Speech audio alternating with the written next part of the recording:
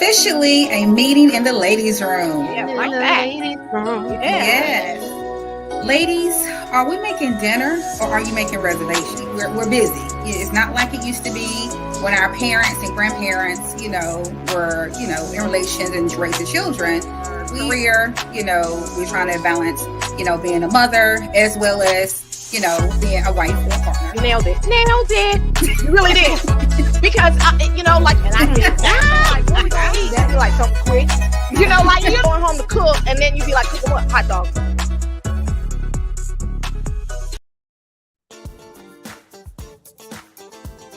Hello.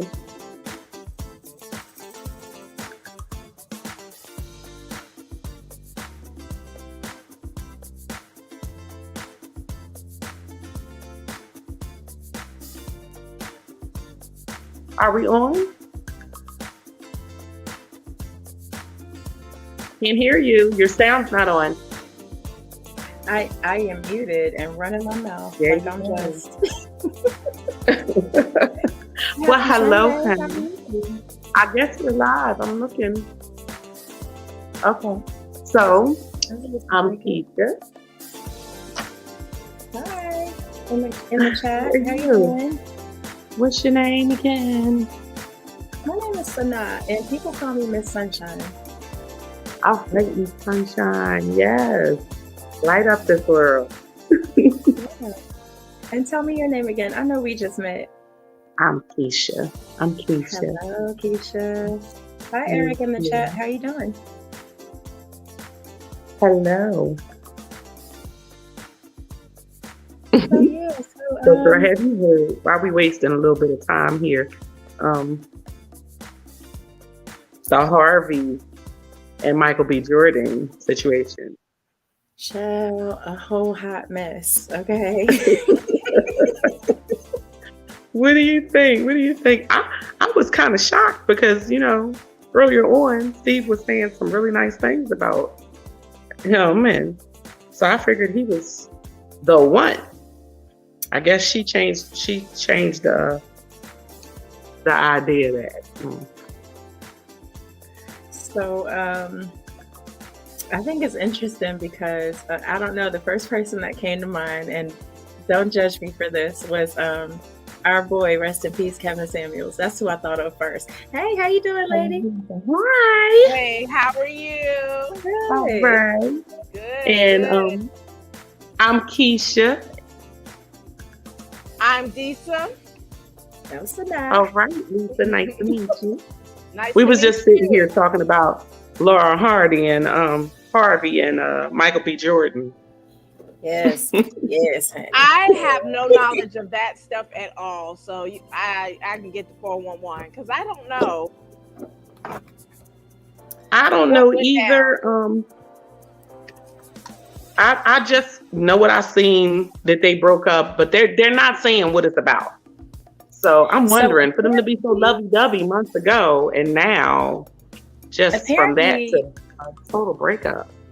He wanted to be a family man. He wanted to, this is what the blogs are saying, that he wanted to settle down and make her his wife. And she was like, I don't have to do that. And so she chose not to do that. And so when I say it made me think of Kevin Samuels, with all this high value man stuff, I'm thinking this is what it looks like when a woman doesn't really need all of that. When she has her own bag, when her dad taught her that she's the prize. Then you have this other, right? Then you have this other group of people saying, "Oh no, she just wants to be for the streets. She's the female feature," which I thought was hilarious. That she wanted to be. They said she wanted to be what? For the streets. For the as in, streets. yeah, like as if the goal in 2022 is to be a wife, right? When you have that much money, I don't know. I don't know. It's strange because I think that I'd like to say, even when a lot of sisters, like when the sisters have money, they misconstrue that money means that they don't want happiness. I think by nature, naturally, every woman, whether she has money or not, whether she admits or not, like at some point in her life, it may be that like, hey, she doesn't want it right now. Okay, that's okay. But I think as time goes by, she would desire to have somebody share her life with, whether she has the bag or has no bag. I just think like later on she might just be like, hey, I do want somebody in my life. I'm ready. You know? Right. I'm ready. And she's kind of young, Everybody right? has that moment. How old is she? How old is Lori Harvey? Let me see what the Googles say. Sure. She went in her 20s. Yeah. That's kind of young, y'all. Yeah. It is. This is not, It is. you know, this is not 1920 where you have to get married at 20 and have 50 kids to till the land or whatever, right? Right. Yeah, Absolutely. it's a different Absolutely. time. And I absolutely didn't agree with marriage early on myself. I was like, what? I'm gonna wait until I'm 40 or 50 years old. You know? Child, she was 25. That's a baby. But, She's a yeah. baby. Yeah, definitely. Yeah. Like, get time to know what it is that person wants in their life and what they haven't, you know, like you said, just buy into the Right. whole thing. And absolutely get married, still have learning children. yourself. Yeah, Mhm. right. Still learning Right. yourself. And even knowing yourself, you change. Your wants and needs change as you grow older and you Sure. venture out in the different avenues of your life. So you don't always want the same thing. Right. For sure. For Absolutely. sure. Even from 20 to now, my whole perspective in life is different, you know? Absolutely. I couldn't see my 21-year-old coming home talking about, Mom, I'm getting married. You what? Where have you been? What have you done? Child, please. Mhm. Mhm. Like, Right. I don't think, you know, like I personally, if they did come, I don't advocate it. But I did advocate with my girls' marriage. I did advocate that there's a sequence of things that should happen if you desire family. And the sequence is, even though the sequence didn't hit for me, I knew that there's a sequence regardless, even though I didn't do the sequence. I understood that it was marriage before children. And, you know, there's a protocol of things. So even though I didn't do it, you know, per se, I was all backwards and out of sync. But however, I got there. But I teach my girls, like, you know, this is first off, like, as a community, it cannot be that we think we can continue to do what we're doing unsuccessfully. Like, that's just first. Absolutely. Absolutely. You There know, comes a we're point. not, we see like 50s and 60s, the unified family, and now we can't even get a brother to ask you to walk down the aisle. So something has happened that's not Right. a natural order. So I tell my girls, they're younger, but this is the sequence of things. You know, before you have, and if it was me, I would rather, like, you would have, you know, went into your relationship and then, you know, knew that you guys were going to be together. That has to be like okay, and do it Right. right, so that we can break the cycles of, you know, his expectation when he's with you is this is what is going to be. I don't Right. later on wonder why he don't marry me, you know, like not wondering why he don't.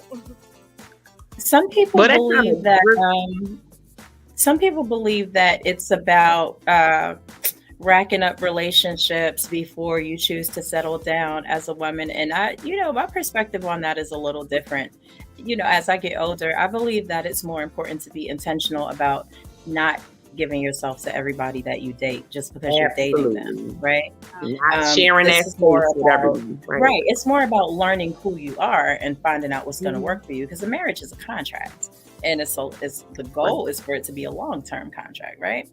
Right. So All right. speaking of which, So, Sorry. long-term contracts, yes. marriage and children. Children are definitely Yes. our long-term contract, Yes, and indeed. actually the topic of our conversation today.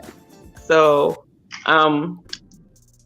today our topic is the reality of raising kids with absent fathers.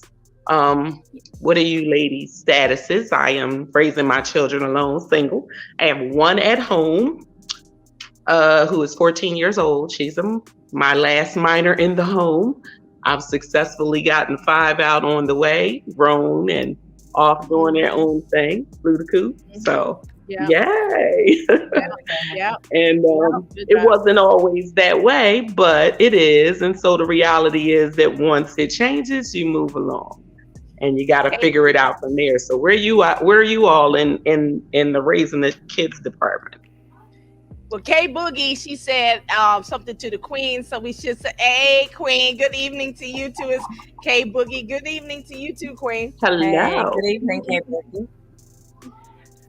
Personally, I have co-parented in the past. I am currently raising two children alone, a set of twins, a boy and a girl. They are 8 years old. My older two children from another lifetime, they have left the nest. They are adulting and adulting very well in ways that let me know that, I instill very good, very strong values in You them. go, So mom. that's where we at with it.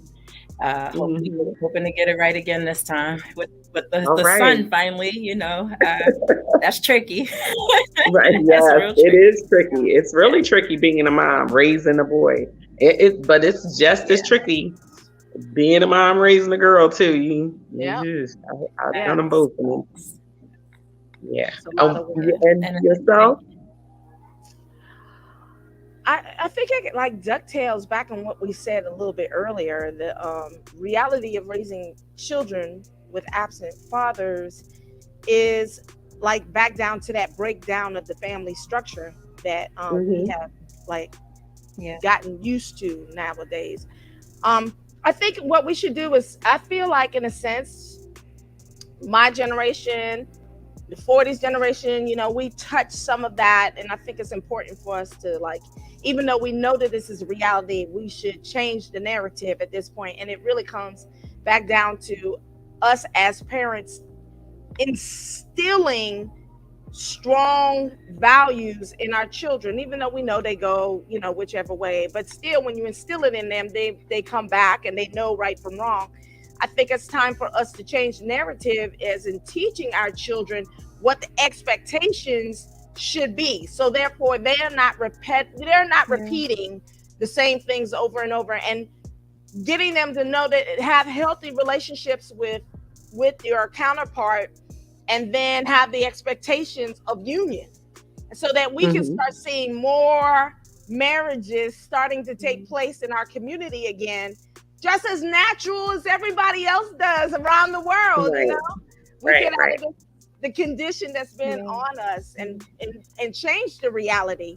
And I think it would be so much better now. We can go to our children and watch them get married and walk down the aisle and be so happy that we are so proud. That would, as a woman alone, that is something that just to see your daughter do it, or just to see your son do it, that we haven't necessarily done that way, would be like so powerful.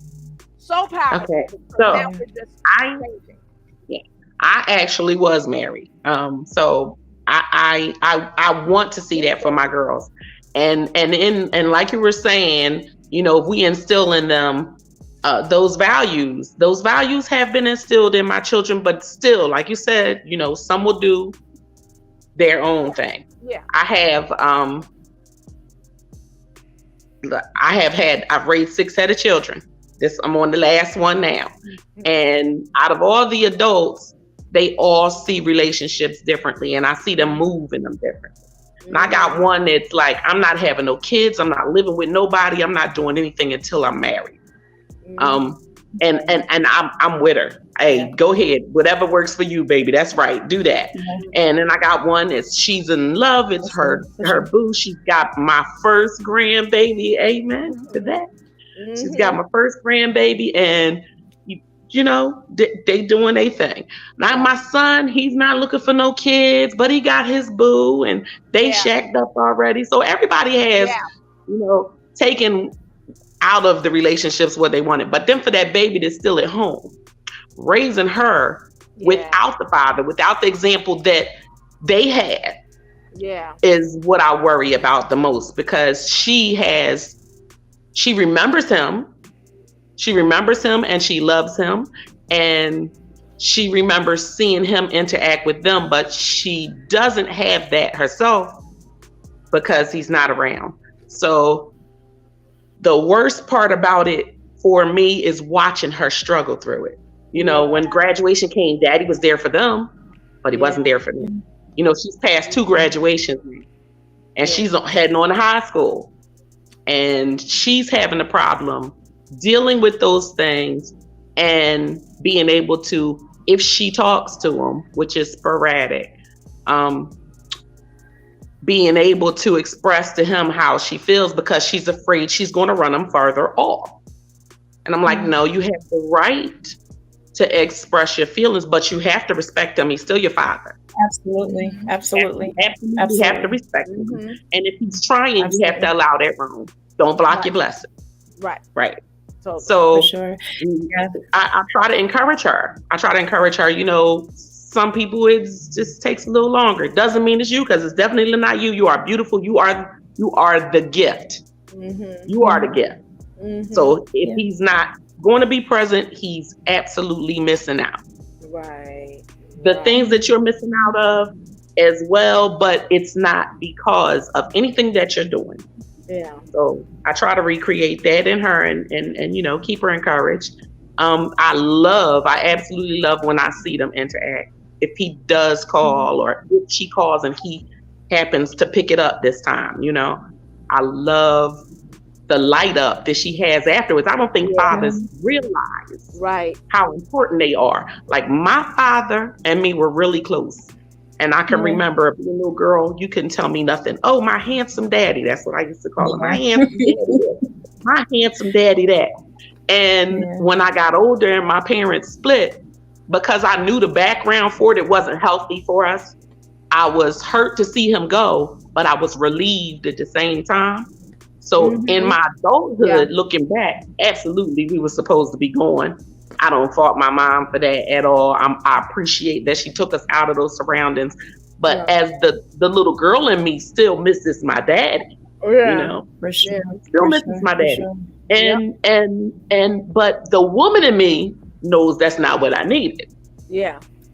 So I pray the day that I can see her get to the point of I'm going to be all right anyway, you know.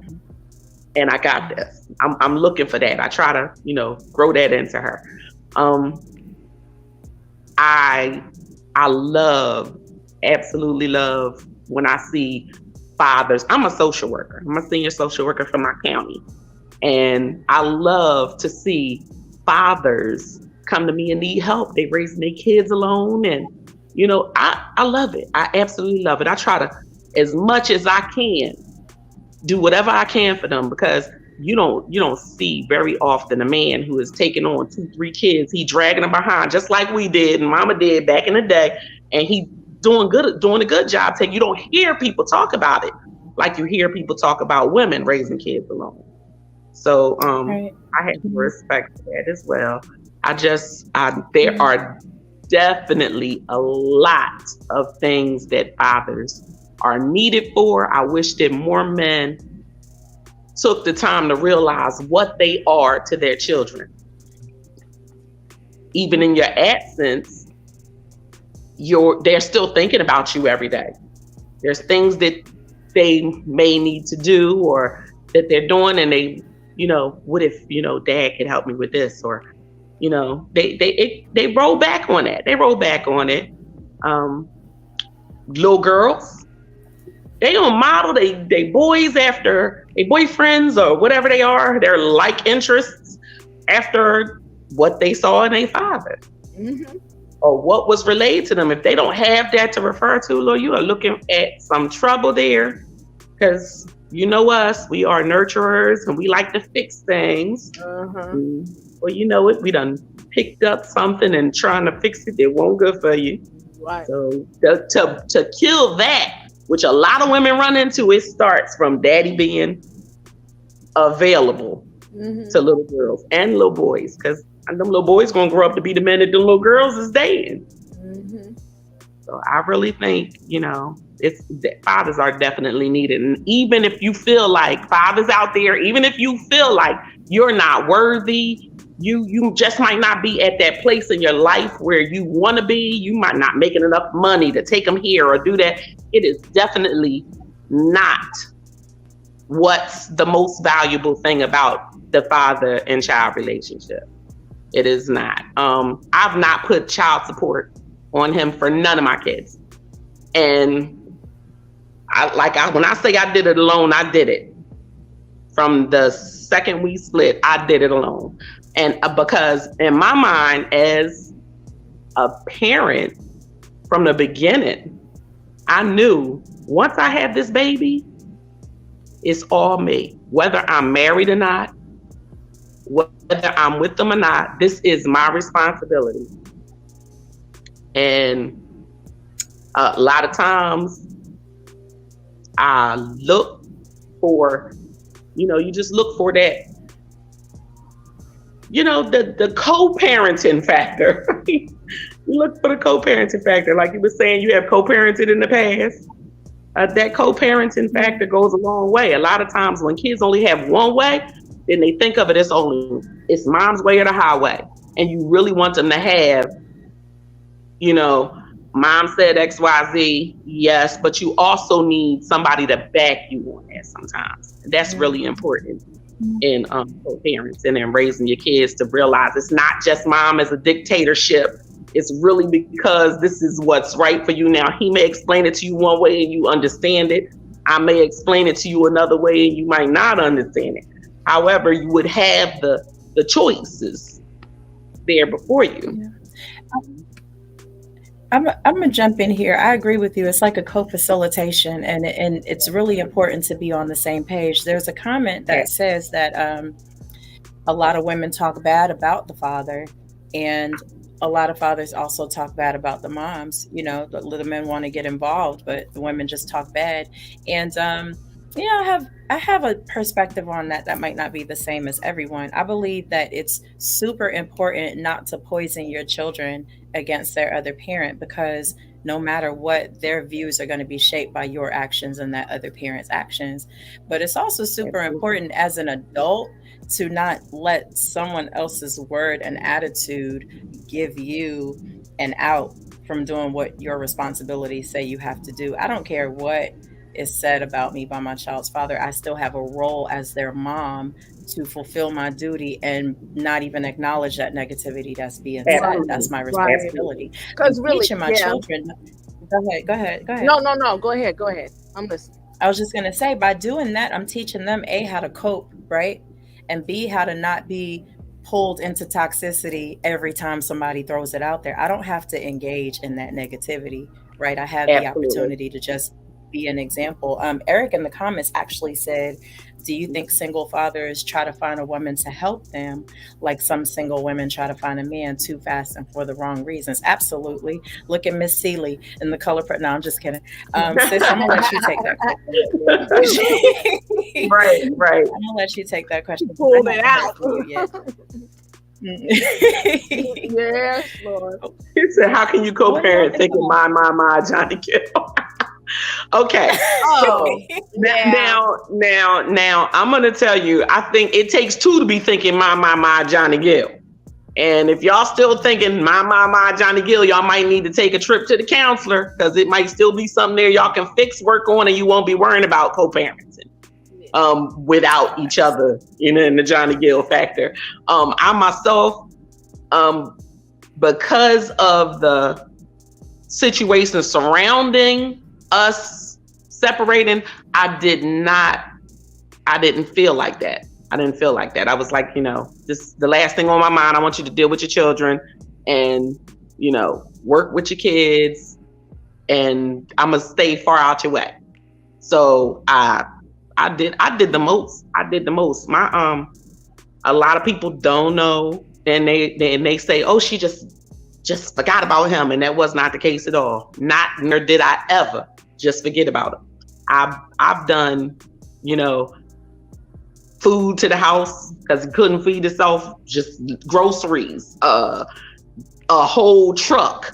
I dragged my kids over there after working 2 jobs. After that income was out my house, I was working days and nights, and I still found my little supposed to be time off to carry my kids over there when he wasn't able to come get them. I tried everything possible to keep that relationship going, because I feel like, your kids are always going to need him.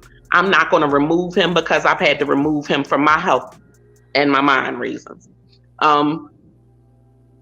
I try to enforce, y'all need each other. Y'all gonna have to have this time. I don't care what y'all got going on. Go ahead over here. Talk to your daddy.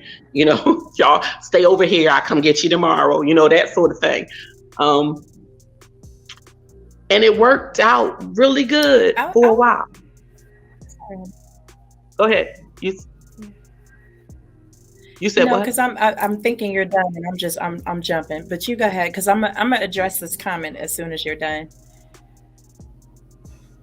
Just as soon as you had the kid, you caught on. It was on you. Yeah, like you have a kid and you automatically think it's only your responsibility. No, the truth of the matter is, when there's a person growing inside of you. There you go. Say it. When the person is growing inside of you, it's my responsibility to make sure the baby is fed. It's my responsibility that I have all the great health care that I need. When there's a person in you, I gotta get the proper sleep. Right. I gotta get the proper eat. I still have to work. Yeah. Not just that. If he decides right this second that he no longer wants to be a part of the process, there is nothing tethering him, not a ring, not a marriage contract, not anything tethering him to the responsibility. That's just facts. The fact is, the life is still inside of me. So if he leaves right now, or if he dies right now, I still have to shoulder this responsibility no matter what. So it sounded like what she was saying was, once that life was growing inside of her, she automatically had that responsibility as her responsibility. Yeah. It's awesome when it's a twofold shared responsibility. That's not always the reality. So I believe that's where the good sis was going with that statement. Absolutely. You're absolutely right. That is absolutely what I mean. I try to instill that in any woman who has a baby. You may be in love and married today, but it may not be that way tomorrow. You have to be prepared mentally that if anything should go wrong with that, you have to find the strength in yourself to continue to do the best job you can taking care of that child. Not saying that you want to do it without him or that he has any less right to the child than you, because that's absolutely not it at all. He's absolutely needed and wanted and detrimental to the child's raising. You just know that if anything happens, or Lord forbid something, you know how they doing our men today anyway. He could be going tomorrow just from walking to the store. Right. You got to be prepared to be able to care for the child yourself.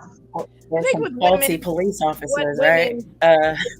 With women, it needs to be understood, unless it's unnatural. Women, it's innately, like it is a given, because we are connected. We're connected through the womb, umbilical cords, everything is connected. It would be an unnatural thought process from a woman to do anything other than to take care of her child. She doesn't think anything other than to, because it is embedded naturally. So that's the only difference between the female aspect from the male. Yes, we need you. Yes, we know that. And yes, you're a part of the process in the union. But because we are embedded by umbilical cord, thought process, food ingested, everything is combined to us.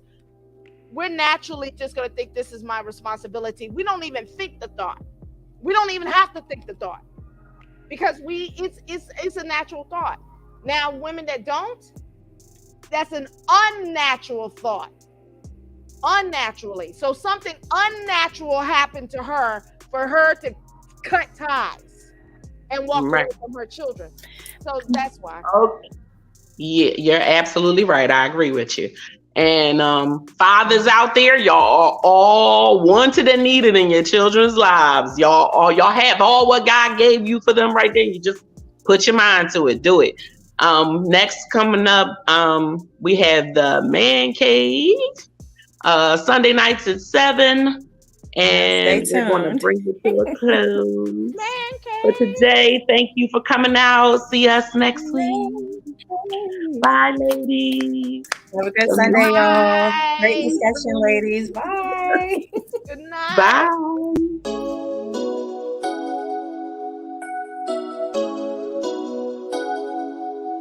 officially a meeting in the ladies' room. Yeah, like that. Yes. Ladies, are we making dinner or are you making reservations? We're busy. It's not like it used to be when our parents and grandparents, were